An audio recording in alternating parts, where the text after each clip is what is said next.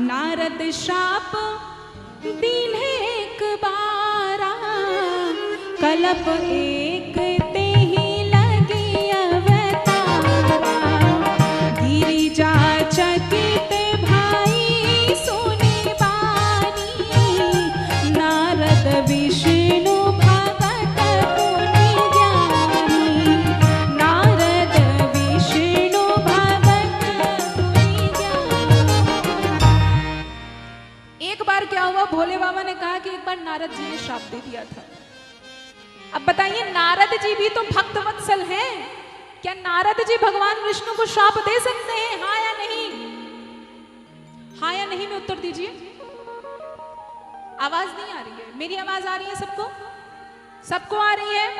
तो क्या नारद जी भगवान को श्राप दे सकते हैं? हाँ या नहीं? जब तक आप उत्तर नहीं देंगे तो हमको यही लगेगा कि आप सोता की श्रेणी में हैं, सो रहे हैं। नारद जी ने क्यों श्राप दिया? मैंने प्रथम दिन ही बताया था कि जब जब भक्त के जीवन में मोह आ जाता है, अज्ञानता आ जाती है, अहंकार आ जाता है, तब तब भगवान उस मोह को दूर करने के लिए माया रच देते हैं। और यहाँ पर नारद जी को मोह हो गया और उसको दूर करने के लिए भगवान माया रचते हैं। क्या होता है, एक बार नारद जी क्या करते हैं, देखिए नारद जी को श्राप मिला है। कैसा? दक्ष प्रजापति जी ने श्राप दिया था कि आप एक जगह स्थिर नहीं बैठ सकते। इसीलिए आपने देखा होगा जब कोई रामायण की कथा आ रही हो, महाभारत की कथा आ रही हो, तब नारद जी नारायण नारायण करते हुए पूरे आकाश में विचरते हैं। क्यों? क्योंकि नारद जी को श्राप मिला था। अब उस श्राप की वजह से नारद जी एक जगह बैठ नहीं सकते। लेकिन एक बार क्या होता है कि बड़ा सुंदर सा पर्वत है, सुंदर सी नदी है, वहां जाकर बैठते ही उनकी समाधि लग जाती है। अब जैसे ही उनकी समाधि लगी, इंद्रदेव को बड़ा लगा, नारद जी तो अब हमारा सिंहासन छीन लेंगे। इंद्र जी ने तुरंत कामदेव को भेजा। कामदेव जैसे ही गए नारद जी के सामने, नारद जी का ध्यान भंग करके नारद जी से वार्तालाप करने लगे। नारद जी को बिल्कुल भी क्रोध नहीं आया। कामदेव को लगा अब तो हमें श्राप मिल जाएगा। नारद जी ने श्राप नहीं दिया, प्रसन्न चित्त से बोले, क्या है बताइए कामदेव। अब यहाँ पर कामदेव जी ने बड़ी बड़ाई कर दी। कैसी? आपसे बड़ा वैरागी इस पूरे संसार में नहीं है, आप तो काम को भी जीत गए। नारद जी एकदम फूल के गदगद हो गए। कहते हैं ना कि अंदर से फूल के गुब्बारा हो गए नारद जी। बोलिए सियावर रामचंद्र भगवान की जय। आप थोड़ा सा भी इधर उधर करते हैं तो हमें यहाँ पर थोड़ा डिस्टर्ब होता है, क्योंकि हम आपको ही देखकर कथा कर रहे हैं।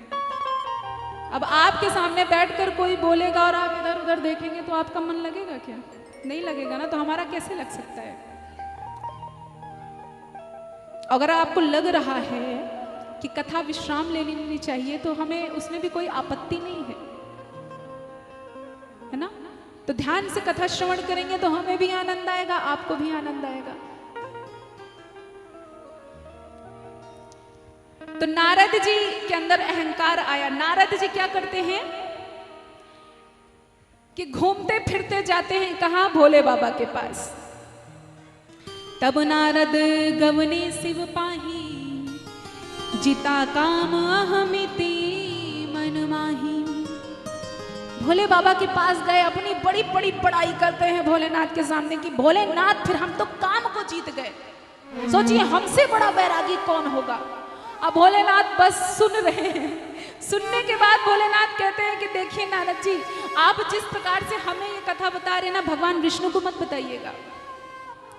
नारद जी को ये बात बड़ी बुरी लगी कि देखो हमें मना कर रहे हैं। लेकिन नारद जी अच्छा प्रसन्न चित्त होते हुए भगवान विष्णु के पास गए। जैसे ही भगवान विष्णु के पास गए, भगवान विष्णु तुरंत उठकर खड़े हो गए कि आहा पधारिए नारद जी। नारद जी और फूल के गदगद हो गए। सारी बात बताते हुए बताते बताते ये भी बता गए कि हम तो सबसे बड़े वैरागी हैं, हमें तो काम भी नहीं जीत पाया। तब भगवान विष्णु भी यहां पर बहुत खुश होकर कहते हैं कि सुन मुनि मोह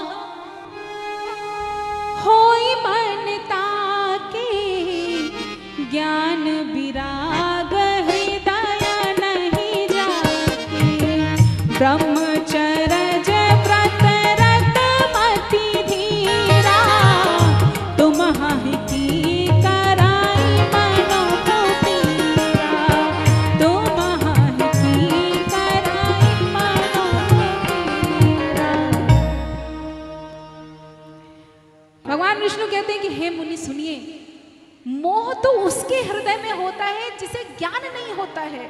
आप तो कितने बड़े ज्ञानी हैं, आपसे बड़ा ज्ञानी तो कोई है ही नहीं।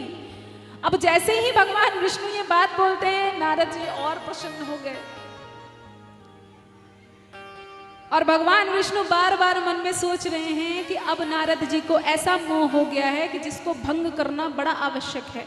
और भगवान विष्णु मन में विचार करते हुए बोलते हैं, बेगी सो मैं रही हो खारी, पन हमारे सेवक हित कारी, मुनि करहि तमम कौतुक होई, अवसि उपाय करबि मैं सोई, अवसि उपाय करबि मैं सोई। भगवान विष्णु कहते हैं कि इनके अंदर जो भी अहंकार हुआ है उसको मैं तुरंत उखाड़ कर फेंक दूंगा। और इसके लिए भगवान विष्णु ने एक सुंदर माया रची। कैसी माया? कि एक बड़ा सुंदर सा नगर बसाया, बैकुंठ से भी सुंदर नगर बसाया। नारद जी जा रहे हैं और देख रहे हैं कि कितना सुंदर नगर बसा हुआ है। और उस नगर में शीलनिधि नाम का एक राजा था और उसकी पुत्री थी विश्वमोहिनी। विश्वमोहिनी इतनी सुंदर थी जिसका वर्णन नहीं किया जा सकता। नारद जी उस नगर को देखने के लिए नीचे उतरते हैं। जैसे ही विश्वमोहिनी को देखते हैं, तुरंत बोलते हैं कि आप इनका स्वयंवर रचाइए, आपकी पुत्री को जो भी वरेगा वो अमर हो जाएगा। स्वयंवर रचाया जाता है। लेकिन नारद जी ये सोच रहे हैं कि कुछ भी हो जाए, विवाह तो मैं ही करूंगा। अब नारद जी यहां पर सोच रहे हैं कि विवाह करने के लिए, इतनी सुंदर कन्या से विवाह करने के लिए सुंदर चेहरा भी चाहिए। अब वो तो हमारे पास है नहीं। और इस सुंदर कन्या से विवाह करने के लिए विष्णु भगवान जैसा चेहरा ही होना चाहिए। तब नारद जी ने क्या किया? भगवान विष्णु का स्तुति वहीं पर किया और भगवान विष्णु वहीं पर प्रकट हो गए। नारद जी कहते हैं कि हे स्वामी, कुछ भी करिए, मुझे इस कन्या से विवाह करना है और एक दिन के लिए उधारी में आप अपना चेहरा हमको दे दीजिए। भगवान विष्णु कहते हैं कि अवश्य हम वही करेंगे। लेकिन देखिए, जो संत होते हैं ना, उनका चरित्र बड़ा ही निर्मल होता है। यहां पर नारद जी ये कह रहे हैं, जेहि विधिनाथ होई हित मोरा, करहु सुबेगी दास मैं तोरा। जेहि विधिनाथ होई हित मोरा, करहु सुबेगी दास हूँ मैं तोरा। निज माया बन देखी विशाला, हिय हंसी बोले दीन दयाला, हिय हंसी बोले दीन दयाला। नारद जी यहाँ पर हम सबके लिए ये बात बोल रहे हैं। क्या? कि जेहि विधिनाथ होई हित मोरा, करहु सुबेगी दास हूं मैं तोरा।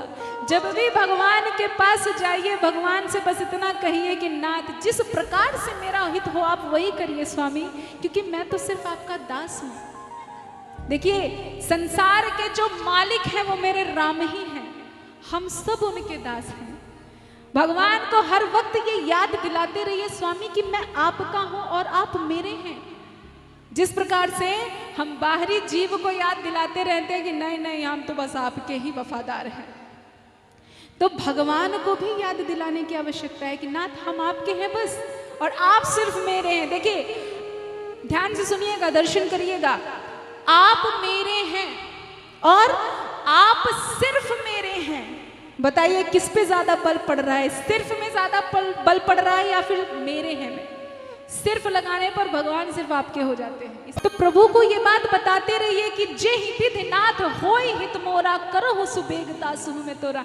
नाथ मैं तो सिर्फ आपका दास हूं, जिस प्रकार से मेरा हित हो आप वो करिए, ना कि जो मैं सोच रहा हूं वो करिए।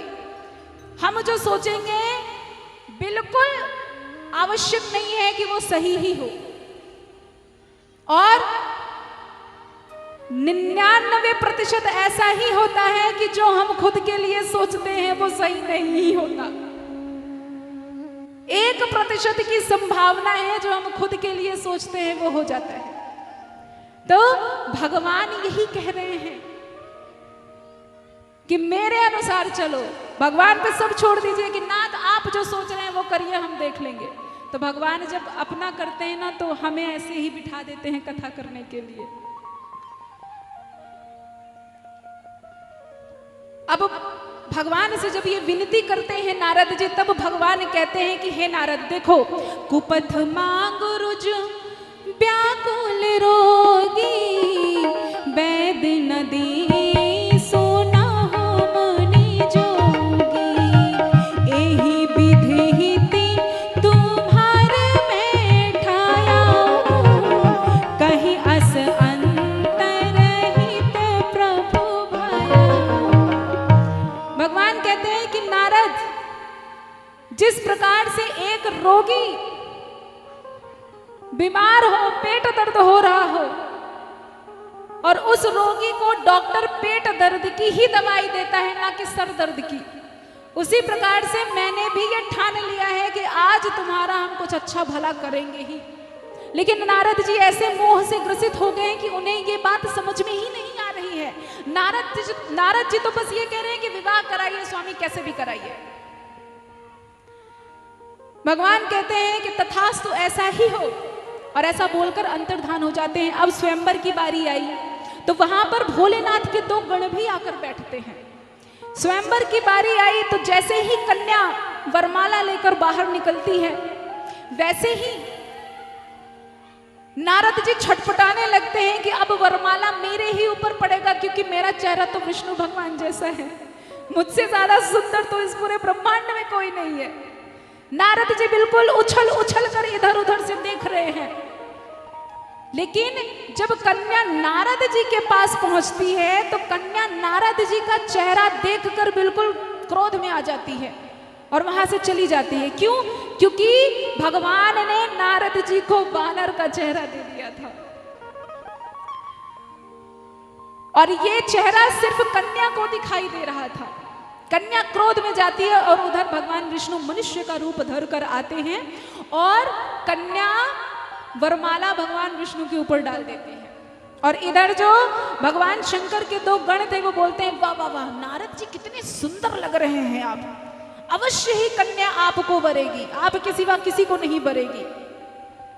अब नारद जी को तो यही लग रहा था कि हम तो बहुत सुंदर हैं, लेकिन जब कन्या वरमाला दूसरे को डाल दी, नारद जी बड़े दुखी हो गए। अब जैसे ही नारद जी जल में अपना चेहरा देखते हैं तो वानर की तरह चेहरा दिखता है। बड़े क्रोध में आते हैं नारद जी, और क्रोध में आने के बाद बिल्कुल फड़फड़ाते हुए जा रहे हैं कि आज कुछ भी हो जाए, प्राण ही क्यों ना निकल जाए, आज मैं विष्णु भगवान को छोड़ूंगा नहीं। और ऐसा सोचते हुए जा ही रहे थे कि भगवान विष्णु उसी कन्या के साथ खड़े दिखाई दिए। नारद जी का क्रोध और बढ़ गया कि जिस कन्या से मैं विवाह करना चाहता था, उस कन्या से भगवान विष्णु छलवश विवाह कर लिए, और देखो इनकी हिम्मत तो देखो हमारे सामने खड़े हुए हैं। नारद जी कहते हैं, मुंह में बड़बड़ाते हुए, क्रोध में इंसान जब आता है तो क्या करता है, मुंह में बड़बड़ाने लगता है, बुन बुन बुन बुन बुन बुन करने लगता है। नारद जी भी वही कह रहे हैं और बुनबुनाते हुए कह रहे हैं, परम स्वतंत्र ना सिर पर कोई, भावई मन ही कराओ तुम सोई, भले ही मंद मंद ही भल कराओ, विस्मय हर्ष नहीं कछु धराओ, विस्मय हर्ष नहीं कछु धराओ।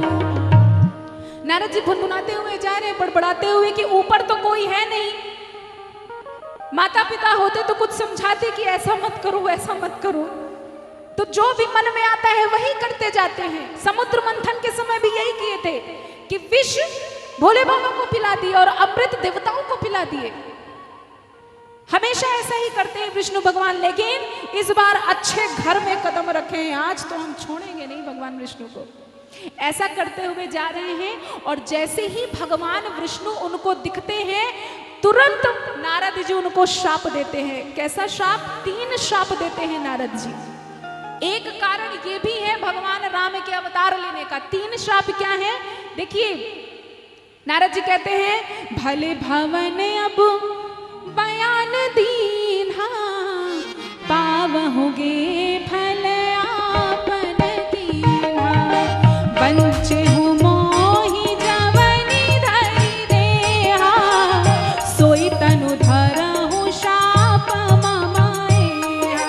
नारद जी कहते हैं कि बहुत अच्छे घर में आपने बौना दिया है, जिस प्रकार से आपने मनुष्य का शरीर धर कर मुझे ठगा है, मैं आपको शाप देता हूं कि आप मनुष्य का शरीर धर कर पृथ्वी पर जाएंगे। ये मेरा पहला शाप है।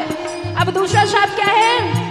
कपि आकृति तुम की हमारी, करहि कीस सहाय तुम्हारी, मम अपकार कीने तुम भारी, नारी बिरह तुम होब दुखारी, नारी बिरह तुम होब दुखारी।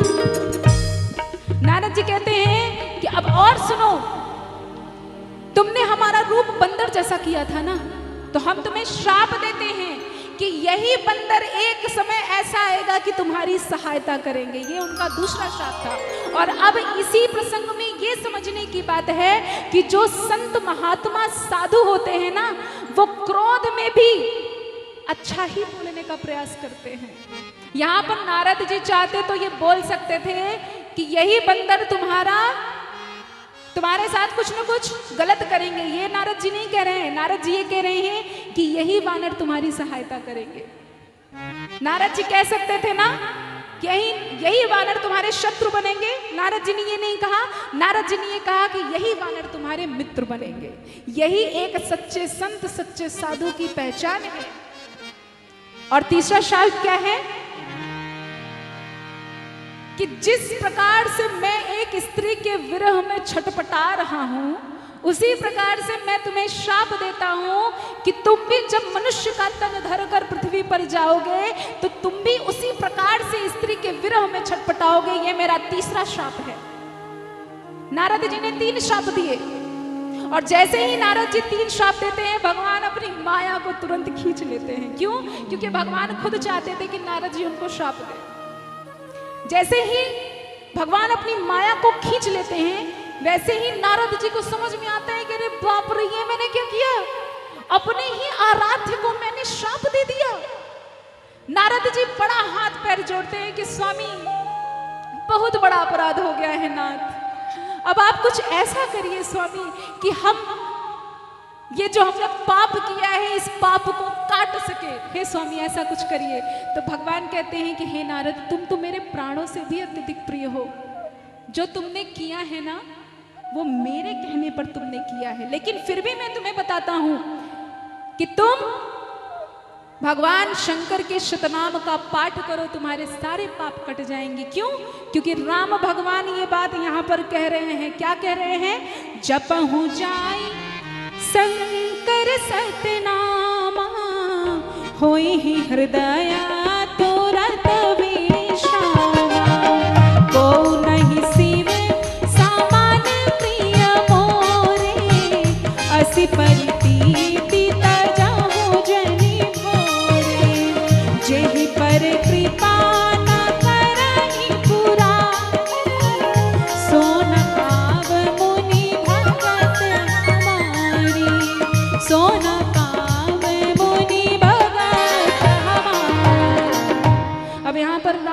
कहते हैं? शतनाम का पाठ इसलिए करो, भगवान शंकर के शतनाम का पाठ इसलिए करो क्योंकि भगवान शंकर मुझे बहुत प्रिय हैं।